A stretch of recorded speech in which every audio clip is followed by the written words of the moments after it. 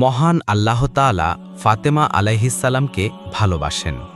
রাসূলুল্লাহ সাল্লাল্লাহু আলাইহি ওয়াসাল্লাম ইরশাদ করেছেন, হযরত জিবরাইল আমার কাছে এসে বললেন, হে মুহাম্মদুর রাসূলুল্লাহ সাল্লাল্লাহু আলাইহি ওয়াসাল্লাম, আল্লাহ তাআলা ফাতেমা আলাইহিসসালামকে ভালোবাসেন, অতএব আপনি সেজদা করুন। আমি সেজদা করলাম। অতঃপর বললেন, আল্লাহ হাসান ও হুসাইন আলাইহি সালামকে ভালোবাসেন। অতঃপর আমি সেজদা করলাম। তারপর বললেন, আল্লাহ তাআলা বলেন, এই দুইজনকে ভালোবাসে যারা তাদেরকে আমি আল্লাহ ভালোবাসি। লিসানুল মিজান খণ্ড ৩ পৃষ্ঠা ২৭৫।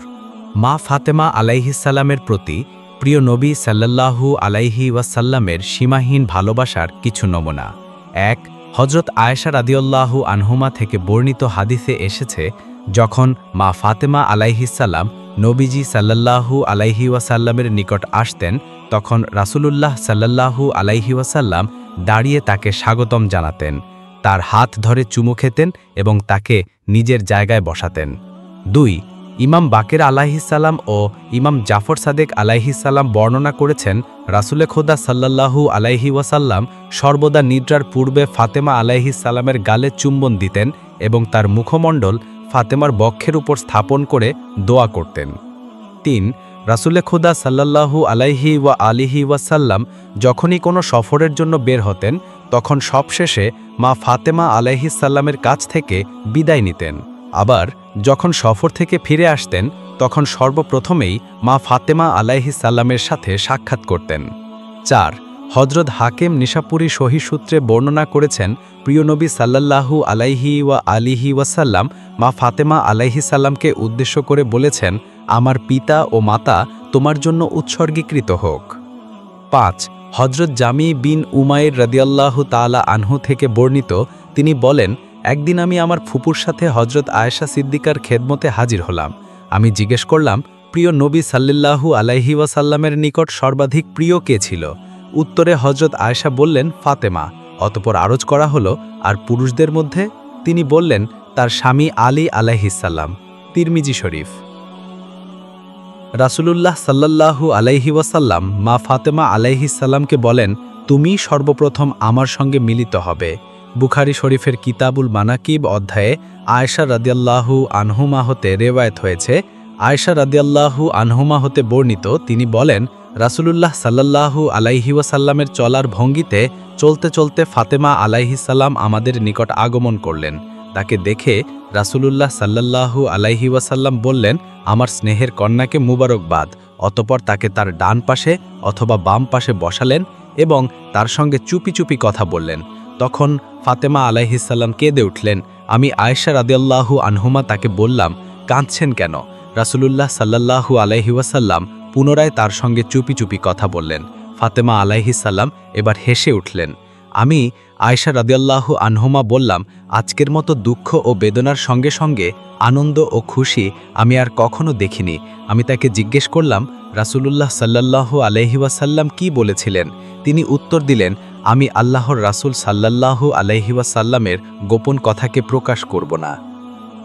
রাসূলুল্লাহ সাল্লাল্লাহু আলাইহি ওয়াসাল্লাম এর ইন্তেকাল হয়ে যাওয়ার পর আমি তাকে আবার জিজ্ঞেস করলাম, তিনি কি বলেছিলেন? তিনি বললেন, রাসূলুল্লাহ সাল্লাল্লাহু আলাইহি ওয়াসাল্লাম প্রথমবার আমাকে বলেছিলেন, জিবরাইল আলাইহিস সালাম প্রতি বছর একবার আমার সঙ্গে কোরআন পাঠ করতেন। এ বছর দুবার পড়ে শুনিয়েছেন।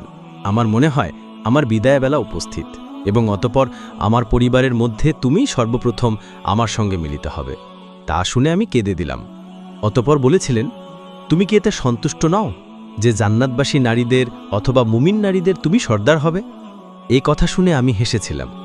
মুসলিম 44/15, হা 2450, আহমাদ 26,475, ইফা 3,361, সাহিহ বুখারী কেতাবুল ফাজায়েল, কনজুল উম্মাল খণ্ড 13 পৃষ্ঠা 93, মুনতাখাব কনজুল উম্মাল খণ্ড 5 পৃষ্ঠা 97।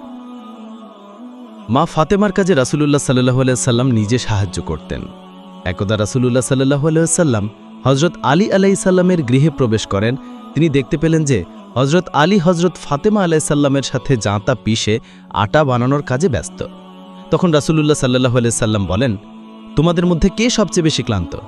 হযরত আলী আলাইহিস সালাম বলেন, ফাতেমা, হে আল্লাহর রাসূল। রাসূলুল্লাহ সাল্লাল্লাহু আলাইহি ওয়াসাল্লাম হজরত ফাতেমা আলাইসাল্লামকে সম্বোধন করে বলেন, মেয়ে আমার ওঠ। হজরত ফাতেমা উঠে দাঁড়ালেন আর রাসূলুল্লাহ সাল্লাল্লাহু আলাইহি সাল্লাম তার স্থানে গিয়ে বসলেন এবং হজরত আলী আলাইসাল্লামের সাথে আটা তৈরির কাজে সাহায্য করলেন। বিহারুল আনোয়ার ৪৩তম খণ্ড ৫০-৫১ বাইতুল আহজান পৃষ্ঠা ২১। রাসূলুল্লাহ সাল্লাল্লাহু আলাইহি সাল্লাম বলেন, ফাতেমা আমার হৃদয় ও আত্মা। রাসূলুল্লাহ সাল্লাল্লাহু আলাইহি সাল্লাম বলেন, একদা রাসূলুল্লাহ সাল্লাল্লাহু আলাইহি সাল্লাম হজরত ফাতেমা আলাইহিসসালামের হাত ধরে বাহিরে বের হলেন। অতঃপর বললেন, যে ব্যক্তি ফাতেমাকে জানে সে চিনেছে, আর যে ব্যক্তি জানে না সে চিনে নিক। অতএব এ হল মোহাম্মদ সাল্লাল্লাহু আলাইহি ওয়াসাল্লাম এর কন্যা এবং সে আমার হৃদয় ও আত্মা, যেটি আমার পার্শ্বে বুকে আছে। আল ফুসুলুল মুহিম্মা পৃষ্ঠা ১৪৬, নুরুল আবসার ৫৩। মা ফাতেমা সর্বোত্তম বেহেশতি নারী।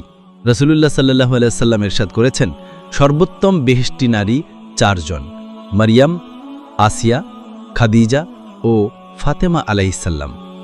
জাখায়রে উকবা পৃষ্ঠা ৪৪। মা ফাতেমা রাসূলুল্লাহ সাল্লাল্লাহু আলাইহি ওয়াসাল্লামের মাথার